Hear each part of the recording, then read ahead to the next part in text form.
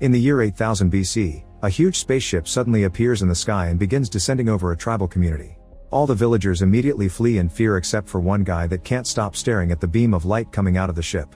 Later in Egypt in the 1920s, an excavation is taking place at the foot of the pyramids. When an important foreign professor arrives with his daughter Catherine, one of the excavators immediately takes him to see what they've found, a series of mysterious cover stones. Meanwhile, Catherine's looking at some smaller artifacts and becomes fascinated by a gold necklace with the Eye of Ra. At that moment, the crowd begins yelling when the excavators hoist up an even bigger object, a giant circular metal ring with a jackal-headed figure buried underneath. Years later in 1994, an older Catherine is in the USA to attend a lecture by Daniel, an expert on ancient Egypt and its languages.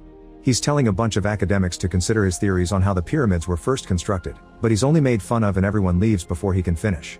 Afterward, when Daniel is trying to leave the hotel, Lieutenant Kowalski approaches him and makes him get into a car where Catherine is waiting. She offers Daniel a job without giving him any details, and when Daniel hesitates, she points out that he's been evicted from his apartment, his grants have run out, and this is the chance to prove his theories, so Daniel accepts. Meanwhile, in a peaceful suburb, two officers go looking for Colonel O'Neill, who is currently in his dead child's bedroom. It turns out his kid died while playing with his dad's gun, and O'Neill never moved on. The officers interrupt O'Neill's depression to tell him he's been reactivated. Moments later in Colorado, Daniel and Catherine enter an Air Force base under a mountain. Daniel is taken to a lab where they have the cover stones found in 1928, which Daniel finds very impressive. However, when he sees the translation on the board, he immediately begins fixing all the mistakes. The resulting sentence says 1,000,000 years into the sky is Ra, sun god, sealed and buried for all time in his Stargate. 2 weeks later, Daniel is still working hard on translating the rest of the tablets, yet he still can't find a language that matches the symbols on them. Needing a break, he goes out to grab a drink and finds a guard reading a newspaper with an article about the Orion constellation. The picture inspires Daniel and he grabs the newspaper before running back to the lab, where he grabs a marker and starts filling in the lines between the stars of the constellation. He then climbs the stair ladder to compare his drawing with one of the glyphs, confirming they match. Moments later, Daniel attends a meeting with all the scientists and the officers and spreads a star chart on the table, explaining all the symbols on the tablets were constellations placed in a unique order to form a map with 7 points to outline a course to a position. Then he makes a drawing to explain that to find a destination within any three-dimensional space, one needs 6 points to determine the exact location, and the 7th point is the origin, which he indicates with another drawing of 2 humans next to a V symbol. The others point out the symbol isn't on the device, and when Daniel wonders what they mean, the wall goes up to reveal they have the Stargate found in Egypt, which is made from a mineral not found on Earth. In the control room, they activate the Stargate, which begins spinning around. A screen shows close-up images of all the constellation glyphs, and Daniel notices one that looks like a pyramid with a circle above it. He grabs a marker and adds 2 little stick figures next to it, proving his theory right. They immediately program the 7th symbol into the gate and this activates condition red, so they make all the personnel evacuate.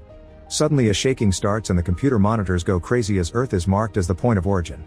The shaking keeps getting worse and suddenly the Stargate activates with a giant vortex streaming outwards front and back, leaving a vertical wall of water. Orders are given to send in a probe, which moves up the ramp and stops in front of the gate to send through an arm. The arm continues to extend, then the probe is pulled through the Stargate. The computer analyzes the information and they discover the probe has locked itself onto a point somewhere in the Kalium galaxy. Daniel checks the map and reveals that's on the other side of the known universe just before they start losing signal and the wormhole shuts down. Sometime later, they analyze the pictures sent back by the probe, which show a room and another Stargate, so they assume both gates are connected. Readings also indicate the planet is an atmospheric match for humans. Daniel looks at the symbols on the other gate and points out they aren't the same as theirs. The officers want to abort the project because to use the other gate they'd have to do a reconnaissance mission, but Daniel tells them he doesn't mind going and doing the work himself. The team begins preparing for the mission, and O'Neill goes to look at the fossil of the jackal-headed man while a superior gives him a secret goal. Meanwhile, Catherine approaches Daniel to gift him her Ra necklace as a token of good luck. Once everyone is ready, the team enters the gate room, where the wormhole is already active. First they send the equipment rover, which easily goes through the vortex. Then the men cross the gate too, amazed by all the lights that surround them as they are teleported across the universe. Suddenly the team finds themselves in a very dark room with the other gate. With the help of a few flares, they inspect the room and make their way out through a corridor, where they discover the building is a replica of the Great Pyramid of Giza and they're in the middle of a desert. Daniel is supposed to realign the Stargate, but he reveals he can't do that yet because he needs an order of alignment. He had assumed this gate would also have tablets, but they aren't there, so they need to find those symbols first. The soldiers get angry with Daniel for getting them stuck here and Kowalski shoves Daniel to the ground, but O'Neill stops him before things escalate. While the team sets up camp, O'Neill goes back into the pyramid and opens a hidden panel on the rover, where he sets a cylindrical device and begins arming it to make a bomb. Once it's done, he adds a timer, pausing when he sees someone approaching. He closes the panel as Kowalski announces the camp is ready. Back in the camp, the other soldiers bother Daniel and throw his suitcase out on the dunes for getting them stuck here. Daniel starts the tedious task of picking his stuff up, only pausing to get a snack. While he looks around, he notices some large animal paw prints in the sand and starts to follow them, which takes him to a large creature munching on desert vegetation. The animal has a harness, but there aren't any people around. Daniel approaches the animal and gently pets it, offering his candy. At that moment O'Neill and the others arrive and tell him to stay away from potential danger, but Daniel tells them the harness indicates it's domesticated. However, the arrival of the soldiers spooks the creature and causes it to start running away, getting its harness entangled with Daniel's feet. As the beast runs, a screaming Daniel is dragged through the hot sand for many miles until he eventually passes out. Moments later, Daniel is woken up when the beast licks his face and the soldiers finally catch up to him, freeing him from the harness. Suddenly they hear some noises and the team walks to the top of the dune to discover some tall rock pillars and lots of people mining them. A boy named Skara notices the soldiers and yells a warning, making all the other people freeze as the team decides to approach them. When the people see Daniel's necklace, they all bow to him. O'Neill approaches Skara to shake his hand as a sign of peace, but Skara yells and runs away. One of the soldiers scans the mineral that is being mined and discovers it's the same mineral used for the gate. At that moment, Skara comes back bringing the leader Kasuf with him. Kasuf says a few words and bows, but although Daniel recognizes some of the sounds, he can't understand him. Then Kasuf's daughter Shorai and other women offer the team some bowls with a drink. In return, Daniel gives Kasuf some candy, which he hesitantly bites and finds delicious. Thanks to this exchange, the team is invited to stay with them. O'Neill accepts but also makes sure to tell the soldiers that stayed in the camp to secure the area. Moments later, the team is walking through the desert with the caravan until they reach an expansive stone city. When Daniel sneezes because of his allergies and blows his nose, the others find it amusing, and Skara even takes his handkerchief as a joke. Once they're inside the city, all the people bow again as they reveal a large disk of the Eye of Ra. Daniel explains that the people think that the Egyptian sun god Ra sent the team here. Suddenly all the people begin running around and O'Neill gets a call from camp, but it can't be heard because of all the static. At the camp, the soldiers are getting surrounded by a sandstorm, so they decide to pick up their things and run inside the pyramid. In the city, people are running to the gates to close them up. Thinking they're being captured, the soldiers run after them and punch a few people before taking 2 men hostage. Skara cuts in to take O'Neill to the top of the wall, where he shows him that a sandstorm is approaching. O'Neill finally understands the citizens had only been protecting the city and tells the team they're going to be stuck here for a while. In the evening, the citizens throw a big party and the team is given some new food to try. Daniel tries a weird-looking animal and is delighted to announce it tastes like chicken. Afterward, Daniel tries to communicate by drawing some Egyptian symbols on the sand, but Kasuf immediately obliterates the writing with his foot, apparently drawing the symbols is forbidden. Then Daniel is taken to another room, where they clean him up before leaving him alone. Suddenly Shorai comes in and begins undressing, making Daniel freak out. He explains that's not necessary and tries to make her leave, but outside Kasuf is waiting for them to do the dirty. Not wanting to insult Kasuf or get Shorai in trouble, Daniel takes her back into the tent and waits around to make it seem they're busy. Daniel draws the pyramid on the sand and Shorai adds a circle to it, revealing she's seen the circle before. Daniel convinces her to take him to it. Meanwhile, the soldiers in the pyramid still can't make the radio work. Suddenly a bright light shines down on the pyramid and everything starts to shake. A huge spaceship appears above, slowly engulfing the pyramid until it's completely covered. The soldiers get nervous and with their weapons out they spread out to investigate, however something begins attacking them in the darkness. One by one the soldiers are knocked out without a single noise until there's only one man left. He falls to the ground and when he turns around he sees a guard with Anubis face. This mysterious person and another guard drag the soldiers into another room, where there's a glowing sarcophagus from which a hand comes out. Back in the city, Skara sees O'Neill smoking and is impressed by the fire. O'Neill gifts him the lighter and some cigarettes, and Skara tries to smoke by copying O'Neill only to end up coughing. Then Skara tries to grab a gun, but O'Neill slaps him away and Skara runs out in fear. In the meantime, Shorai takes Daniel to a cave where they find a bunch of earth glyphs written on the wall. Daniel begins reading them in the Egyptian he knows, and Shorai corrects his pronunciation, which finally allows him to learn the local language. Back to O'Neill, he asks Skara and the other boys about Daniel by making hand gestures to describe him. The boys just keep copying the gestures without understanding, but when O'Neill mentions chicken and pretends to sneeze, Skara finally understands and offers Daniel's jacket to its creature, which begins tracking the scent and everyone follows it. Minutes later, O'Neill finds Daniel in the cave, and Daniel begins explaining everything he's learned from the writing. A space traveler escaped from a dying world looking for a way to extend his own life.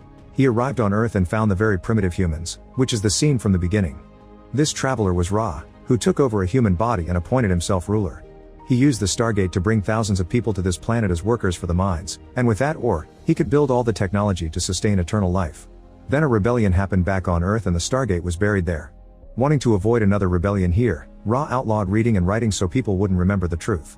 While Daniel talks, Kowalski is looking around the cave and finds a round stone like the one in the center of the Earth Stargate. Daniel is excited because this is what he's missing, and he thinks the citizens must have hidden it here in hopes the Earth Stargate would someday be reactivated. Unfortunately, the stone is broken and worn out, so Daniel can't see the seventh symbol. Tired of all this, O'Neill announces they're returning to the pyramid, and the team takes off while Scar and his friends follow them. When they find the spaceship, they immediately get worried, so they enter the area with their weapons out while Scar's group sneaks around to look through the windows. Inside they find the team's camp things, but not a single body. Suddenly the mysterious guard appears, and before the soldier can react, he gets knocked out by the guard's staff. This staff is capable of shooting like a gun, so the guard begins shooting all over the room while the rest of the team runs away. Daniel and O'Neill make it to the room with the bomb, only to find it gone. Suddenly the circular section of the ceiling opens and rings lower as a light beam begins glowing. 3 guards show up and aim their staff weapons. Daniel and O'Neill put their guns down and are taken through the beam of light until they reach a throne room with walls that are now opening to let in the sunlight. At that moment the leader shows up, bringing up the bomb with him. Then everyone takes off their masks, revealing they're just human and not supernatural beings. The leader turns out to be Ra, and when the guards kneel to him, O'Neill quickly moves to knock the guard back and take his staff. Then he fires and kills one of the guards, but before he can turn around, the other guard has his weapon aimed. Daniel jumps between them and gets shot instead while a bunch of children surround Ra to protect him. Then a guard takes his staff back and begins beating O'Neill up before Ra tells him to stop and approaches Daniel to look at the necklace. Afterward, O'Neill is thrown into a water pit with all the other soldiers. Outside, Scar's group is searching the soldiers' bags for weapons when they notice 2 gliders coming out of the pyramid and flying away. In the city, Kasuf sees the gliders too and raises the alarm, so people try to run and hide. The gliders fire down on the city, shooting blasts all over the place. Kasuf kneels to ask for mercy, but the gliders continue to blast away, killing many people and doing great damage to the town. After a few passes, the gliders leave. Then Scar's group comes back and sees all the death and destruction. Kasuf tells Scar this is Ra's punishment for having helped the strangers. Moments later in the pyramid, Daniel wakes up in the sarcophagus and discovers his wound has been healed. When he comes out, the sarcophagus closes on its own, and a kid with a cat comes to check on Daniel before running away. Daniel follows him until he arrives at Ra's chambers. When Daniel asks if he had been dead, Ra explains he chose humans precisely because their bodies are easy to repair. He says they shouldn't have reopened the gate because now he'll send the bomb back with a shipment of the special mineral that will increase the bomb's destructive power 100-fold. He created civilization, but now he wants to destroy it for their betrayal and prove he's the only god, starting by taking Daniel's necklace. In the cave, Scar and his group go looking for Shorai to tell her that Ra has called for an assembly with an execution. However, Shorai proceeds to share the story Daniel revealed so they can finally know the truth about their people. Moments later, all the citizens surround the pyramid for the assembly. Ra and his guards appear wearing their masks and they give Daniel a staff, ordering him to kill the soldiers. At that moment, Shorai, Skara, and the boys mingle in the crowd. Skara uses the lighter to reflect the sunlight and get Daniel's attention, showing him that they've got the soldiers' weapons. Catching on the plan, Daniel pretends he'll kill his friends only to turn around and shoot the throne instead. The boys shoot their weapons too and everyone begins running around in panic as the guards shoot their staffs at them. A few people die in the process, including one of the soldiers, but everyone else gets to escape. However, moments later, the team gets stuck in a sandstorm and Daniel collapses. Luckily, Skara and his friends show up, helping Daniel up before they guide the team out of the storm. Eventually they reach a cave where everyone is hiding. Skara shows the soldiers the weapons they recovered, and O'Neill wants to take them all back. Kowalski says the boys could help them fight and this makes O'Neill furious for no reason, so Daniel makes him talk about the bomb. O'Neill explains he had secret orders to track down signs of any possible danger and if he found any, he had to blow up the Stargate. Daniel tells them about Ra's plan and points out it's Earth's gate that poses the threat and should be shut down, but Daniel still hasn't got the 7th symbol so they can't do that. O'Neill promises he'll intercept the bomb before it can be sent through. Meanwhile, Ra is furious because his guards failed to capture the team, so he puts a special device in his hand and proceeds to use it to kill a guard in a slow and painful way. Back in the cave, Daniel learns that everyone thinks Shorai is his wife. When he asks her about it, Shorai explains he didn't tell anyone that Daniel didn't want her, and to prove her wrong Daniel kisses her. The next morning, Daniel finds Skara making a drawing of their victory. Seeing the 3 moons, Daniel tries connecting them and realizes this is the symbol for this planet and therefore the point of origin. Now they can go home. Afterward, the group goes to the mines where the citizens are being used as slaves again and shoots a guard, causing Kasuf and his people to panic. Daniel rushes to take the guard's mask off, revealing it's just a tyrant human slaving them and not a god, shocking everyone.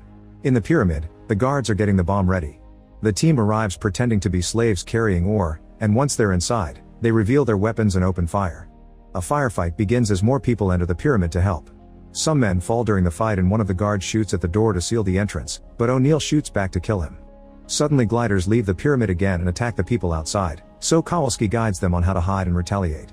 They lose a few men in the process, so Kowalski decides to give up as a few guards approach. In his chambers, Ra is furious that he's losing the battle and orders his men to send the bomb to Earth now. At that moment the team reaches the bomb and O'Neal activates it, explaining he'll stay on this side to blow it up after everyone returns to Earth. Suddenly a guard shows up and shoots Shuri, deadly wounding her before Daniel shoots back to kill him. Desperate, Daniel picks her up and takes advantage of the opening ceiling to take her to the sarcophagus, which instantly heals Shuri. Meanwhile from the opening ceiling, another guard comes out and starts to fight O'Neal. At the same time Ra finds Daniel and begins hurting him with his artifact glove. With only 3 minutes left on the bomb, O'Neal keeps hitting the guard until he manages to overpower him and activates the gem on his hand, which makes the rings come down. O'Neal puts the guard under them so the rings kill him. The rings also activate in the other room and distract Ra, giving Daniel the chance to take the necklace back before the rings take him and Shuri back to the bomb room. Outside, the guards are about to capture all the rebels when suddenly Kasuf arrives with all his people and surrounds the guards to kill them in seconds. Seeing this defeat, Ra activates his spaceship, which starts racing to take him away. In the pyramid, O'Neal tries to disarm the bomb but can't because Ra rigged it, but luckily he gets an idea. When the rings activate again, they send the bomb through them and it shows up in the spaceship, where it explodes and finally kills Ra. Everyone on the planet celebrates and Skara and the boys salute for O'Neal, who salutes back to thank them with respect. Moments later, Daniel activates the Stargate and gives the necklace to O'Neal so he can take it to Catherine because he's decided to stay here with Shuri. The soldiers cross the gate and through the bright lights, they finally go home. Make sure to subscribe and turn on notifications so you can watch more videos like this. Thanks for watching.